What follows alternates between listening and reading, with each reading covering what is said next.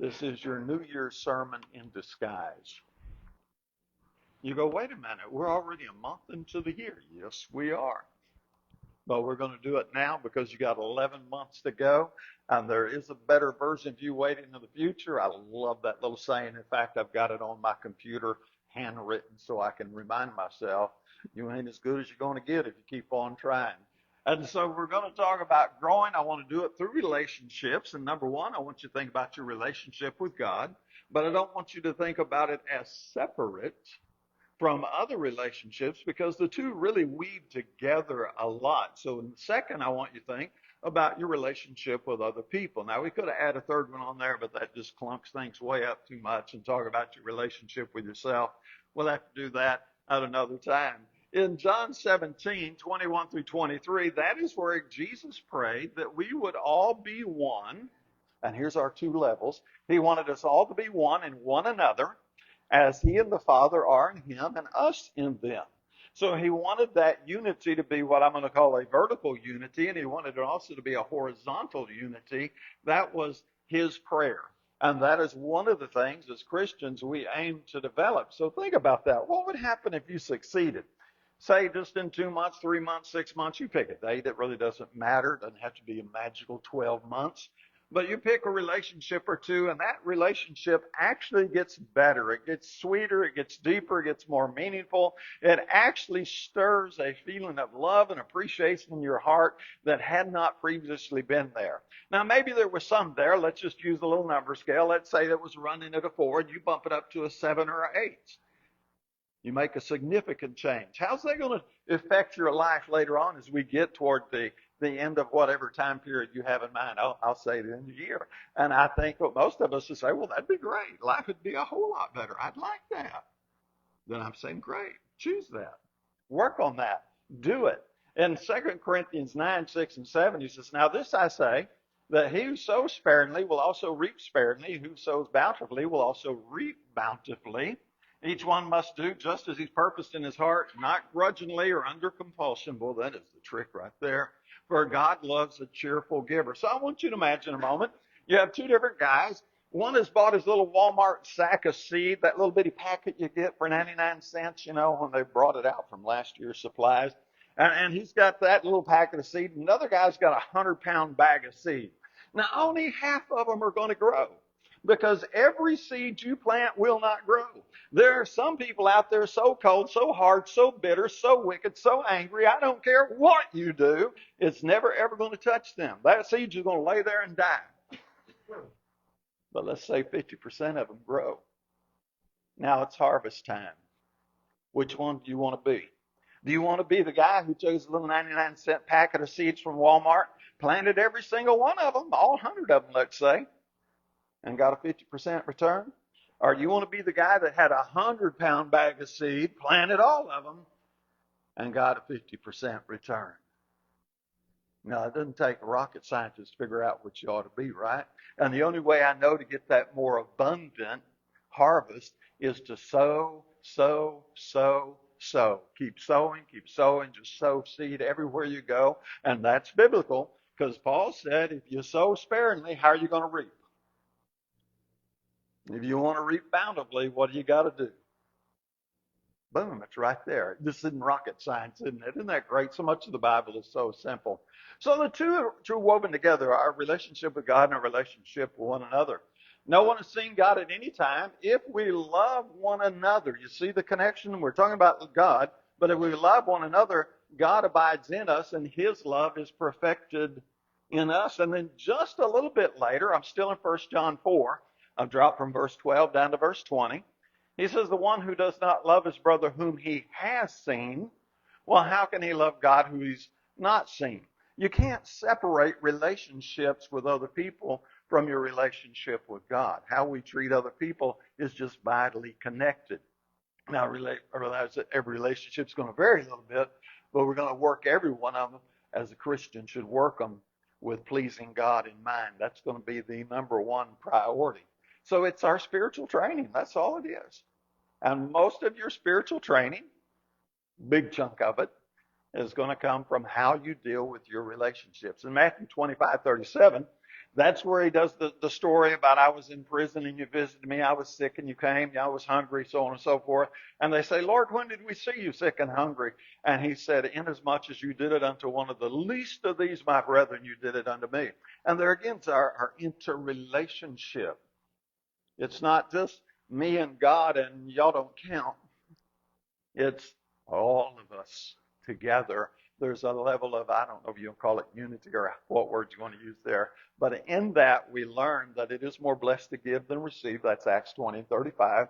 And once you learn that experientially, I don't want it just to be a classroom thing that we learned. I want it to be an experience. And once that becomes an experience, and I've got a little harvest, I'm more willing to plan again.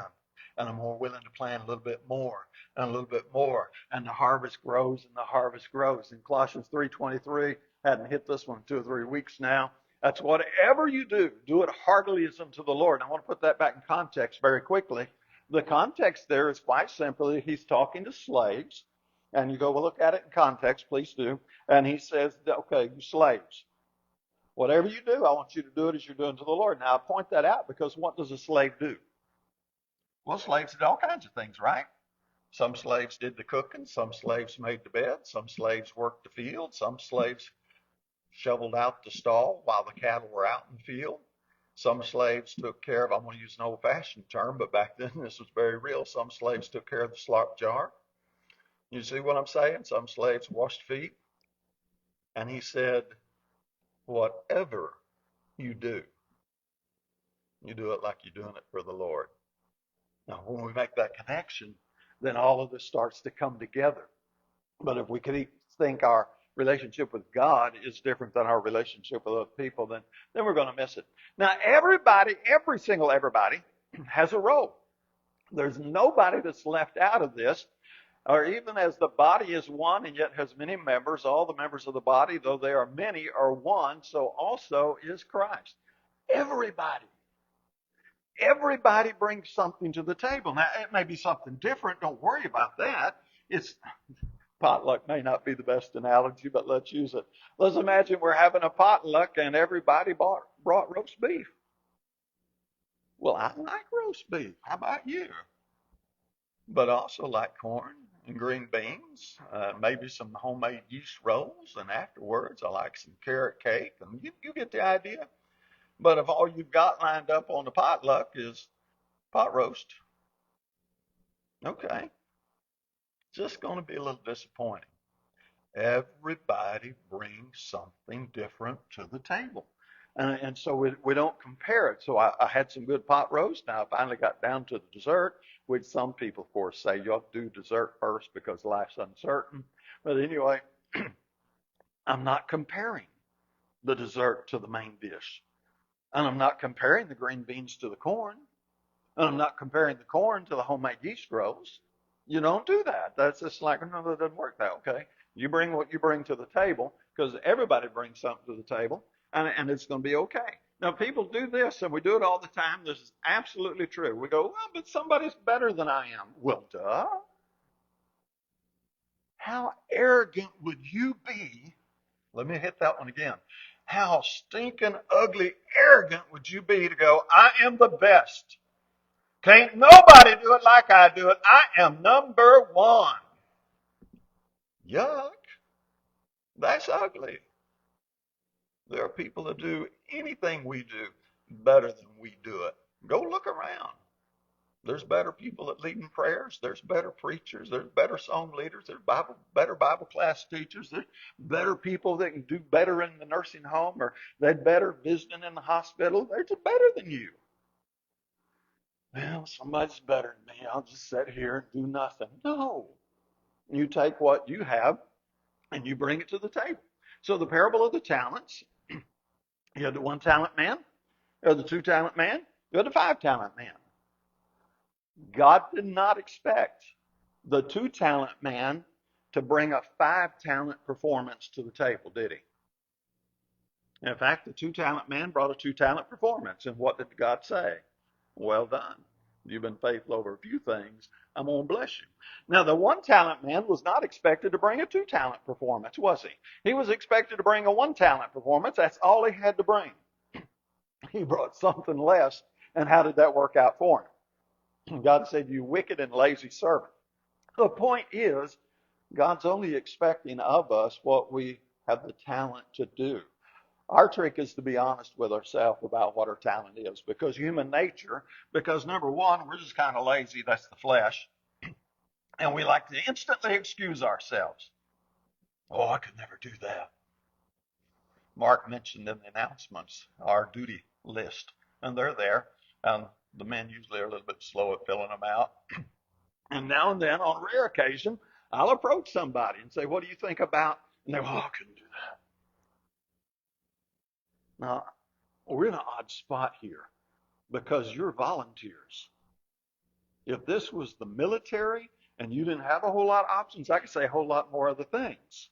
But since we're dealing with voluntary people who, if I tick you off, you don't have to come back, I got to watch a real narrow line here, right? Because I can't preach to an empty auditorium. But the people who instantly go, "No, I couldn't do that."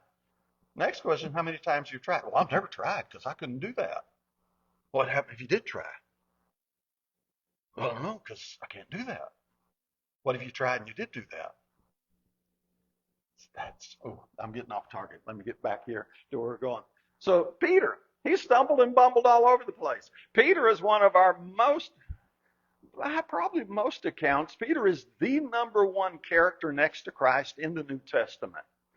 Who do we have more information about him bumbling and stumbling and goofing up and falling? Who do we have more information about on that? Nobody. Peter in the New Testament, there's not a bigger bumbler, stumbler, goof up, make a bad decision, be impetuous, and all that stuff. He's number one. He's got it. And yet at the same time, Peter, by most accounts, is the number one person in the New Testament next to Christ. Now, some people would say number three, they like Paul better, but, now we're down to quibbling a little bit. And what I'm trying to tell you is that he stumbled and bumbled his way forward. That's the way it works. He brought what he had to the table, and he kept bringing what he had to the table, knowing that in time he would keep learning and growing. So in the school of relationships that we have, because this is where everything happens, it's confusing and it's so enjoyable. And it is frustrating. I want to pull my hair out. Can't get a hold of mine anymore, but I want to pull my hair out. And yet, it's the happiest moments of life. This is the oddity you deal with as you're going through the school of relationships, and you learn, how can I get deeper? How can I get better? How can I grow more and more? Well, you have to get outside your comfort zone. There's just no way around it. This is the way relationships work. We're talking husband, wife, family, extended friend, co-workers. Somehow or another, somebody's got to open the door. Hebrews 5:12, it says, "By this time you ought to be teachers." And the text is not complimentary because they had just drifted back and needed the baby bottle all over again. And he goes on to say, it's by reason of experience, having your senses exercised, that you learn, and that there's a learning curve there, to discern both good and evil. So what you do is you learn to embrace the awkwardness. Sometimes if I'm going into an area and I'm not really sure how to handle it, especially when I'm across the gender lines, if I may, I'll preface it this way. You got to understand, I'm just a guy. I don't think like you women think. So if this sounds stupid, I'm sorry. And then take your next step forward. And sometimes I get, no, that wasn't stupid. And sometimes I can tell by the look on the face, that was kind of stupid, wasn't it? But how are you going to move forward if all you do is hide in the corner and don't go anywhere? So in Matthew 14:28, I'm not going to look up the passage, but this is where Peter walked on the water. And so I'm going to ask, did Peter fail? And most people go, well, duh, of course he failed. He started sinking. I'm like, let's think that one out a little bit further. Are you telling me that the disciples that stayed in the boat, they're the ones who succeeded? Mm-mm. They didn't succeed either, did they? Reminds me of the saying, the only people who don't make mistakes are the people that don't do anything. And so that's the guys in the boat, that's who they are. They didn't do nothing. They just hung in the boat and did nothing. Well, that's a failure too. Peter had his moment of failure, absolutely. But is he a total failure? Absolutely not. Of the 12 original disciples, of the disciples, period, as far as I know, how many knew what it was like to step out of a boat, put your foot on top of water, and feel that water beneath your foot solid enough to stand on it? Which of the disciples managed to take some steps on the water? Which one? Oh, the one we call the failure. Isn't that curious? Which of the disciples knew what it was like to be in a precarious situation where things look like I'm getting ready to die, reach out their hand and say, Lord, save me, and feel the warmth of his hand take hold their hand and pull them up to safety? Oh, I guess he's a failure, isn't he?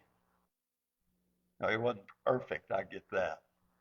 But he got out of his comfort zone and he stepped into an area he wasn't certain about.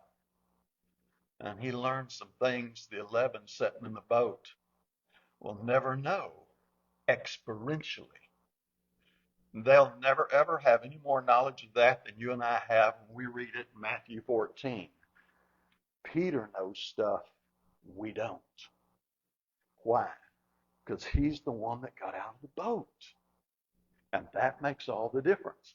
So, God doesn't need us to bring our strength along. That's one of the mistakes we make. He needs us to trust him and learn to bumble and stumble forward. James 1 says, count it all joy when you fall into various trials. And he says, this is how you reach perfection, if you read the whole passage there. And one of the mistakes that we make in relationships and other places in life is look for that place of safety. Find me my storm shelter, so to speak. Let me hide in the bunker. Let me lock down and never, ever, ever take a risk. And we'll never learn the lessons of James 1, 2 through 4. Count it all joy when you fall into various trials. Because this testing is going to lead to perfection. And God doesn't need you to bring powerful, omniscient, all-power perfection. He needs you to bring your willingness to trust him and learn. So we have in Proverbs 27:17, as iron sharpens iron, so one man sharpens another. So I'm talking about relationships primarily, right? Yes, that's the way it works. And then somebody rubs me the wrong way. Well, he just rubs me the wrong way. Well, if somebody just rubs you the wrong way, you ought to hit your knees and say thank you to God and give some praise and say, grant me some wisdom, James 1:5, so I can understand what you're trying to teach me here, because my Bible said, as iron sharpens iron, so one man sharpens another. And so if they're rubbing me the wrong way, somebody's getting sharpened. Both of us may be getting sharpened. But that's what Christians do. But there are people who are so scared to death of being rubbed the wrong way. They will avoid contact with other people like the plague, and they will avoid meaningful contact like crazy. It's just absurd. So we're social creatures. We want to be seen, heard, and celebrated. I have some oversimplifications in my psychology. They are oversimplifications, I guarantee you. So let me give you three of them real quick because they're just that simple. Inside every woman, Matt has heard this enough, she can finish it for me. Inside every woman is a little girl that wants to be assured she's cute. Now, ladies, if you totally disagree with that, you can catch me in it for you. Inside every man's a little boy that wants to be assured he's doing it right. And I could preach on those for a minute, but I won't. And then one of them that we share in common, no, I got to go back to the other one. You know why men are so stinking scared to get up here in front of people and open up a pre-printed, sitting on the foyer list of announcements? Because I might make a mistake. Inside every man is a little boy that is scared to death he's going to do something wrong. And he'd rather sit in the dugout than get up and take a chance and get laughed at. Hallelujah, Peter wasn't that man. He got out of the boat, walked on the water, showed us how you could totally have your moment of failure, get back up and become one of the most influential people in the whole New Testament. Okay, side sermon over. All of us share this in common. At some level, we want to be seen, heard, and celebrated because we are social creatures. Come on, computer. It's almost time to restart. I'm going to say not now. That was bad timing. Come on, next. Pardon me. We'll take a prayer break here. I disconnect this thing from the. Let's try that. You just preached. There it is. That's right. And it works right. Oh, y'all don't hate me, do you? Oh, you quit and go. So, what we do is we just want to treat other people like we want to be treated. They're just simple acts, just little greetings is all it may take. I did have some things I wanted to say about Gen Z. I'll keep it really, really short and have us run out of time. I read an article just 2 weeks ago. Gen Z are being fired within the first 6 months of employment at a rate no previous time has been fired. In fact, current employers are looking at Gen Z graduates going, no, I don't think so. Why? Because Gen Z, for many, many cases, not all of them, haven't learned how to say hello, thank you, yes, sir, you're welcome. The little skills. We've had Gen Z walk through here. I'll be real careful not calling names. I go, hey, how's it going? Man, had I done that to an adult when I was a kid, my mom would have grabbed my ear, probably yanked it off. I'd been outside and I'd been getting a dressing down that I don't even want to remember, right? And Gen Z doesn't know how to relate with people on a simple level. Like, hey, good to see you. That's a nice haircut you got. Just little stuff. That's so much of what we're talking about. So we're gonna, through love, we're gonna serve one another. We're gonna give. What did Christ say? It'll be given back to you. It's going to be packed down. It's going to be measured, overflowing. I want you to discover the joy in learning the relationship rules, and there are rules, and if you're not studying it, you're behind the 8 ball. You need to get up on top of that. It is more blessed to give than to receive. You can't learn these lessons in isolation. Now, you don't have to do it with 100 people at one time, but there has to be that little group where you do. And you go, yeah, but I don't. No, forget it. God's ways aren't our ways. His thoughts aren't our thoughts. He does things different. When we get in the school of relationships, sometimes it's going to be awesome. It's going to be wonderful. Other times, you're going to be, if I ever see them again, it'll be too soon. You know, that's the way it works. And so I don't really want a lot of intellect. I want experience. That's really what I'm looking for. So learning to give is part of bringing that better version of yourself to life. Healthy relationships, of course, they're going to set the stage. That's basically what we're going to do. We're not going to demand, pressure, manipulate. That really doesn't work. You really want to nurture and cultivate and inspire, kind of set an environment where people can grow. There's some stuff to be nuanced there, but we don't have time. If people wanted to change, they would. End of story. They're not changing. They don't want to change. Don't overcomplicate it. Just be okay. I'm going to be polite. And when they're ready to change, I'll be here for them. If they don't ever want to change, hey, they get to do what they want to do. Healthy church family does that, gives folks that healthy opportunity to be seen, heard, and celebrated. And folks, that's fertilizer right there. We just all love that to some point. I know we got a little variation, but we all do. So we grow together. Everything is connected. We're interwoven together. And that's what we do. We're not autonomous. We're not independent. We're a symphony, which is neat. That means, you got your oboe, you got your fiddle, violin, I guess, if we're talking symphony. You got your cello, you got all these different instruments, and they're all unique, absolutely. But at the same time, they all come together as one, and you have this wonderful symphony. That's us. We each have our unique thing we bring to the table. And if we do it right, we have this beautiful symphony. We have something that's just wonderful. So our 7 primary points, and I got 2 minutes less. We'll hit these real quick. Loving others is loving God, because that other person is one of his children too. Now, whether they're saved or lost, that's still Acts 7, about 17:26. We're all his offspring. So everyone has a role to play. Bring what you got to the table. Don't worry about what it is. It's going to get outside your comfort zone. If you're looking to be comfort, now you can stagnate in the comfort zone, but you're not going to grow much in one. We're social creatures.